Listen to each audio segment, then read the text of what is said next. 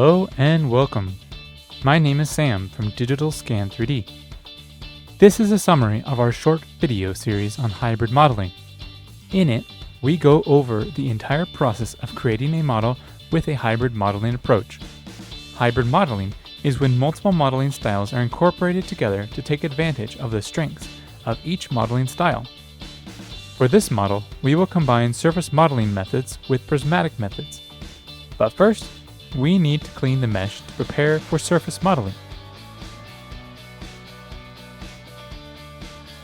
Hole fill operations, cleaning, and smoothing are just some of the steps we do to prepare for the surface modeling.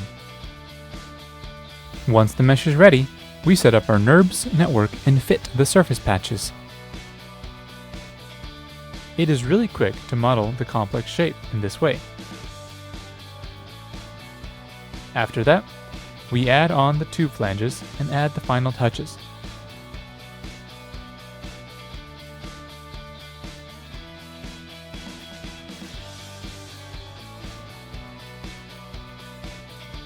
And we now have a finished model.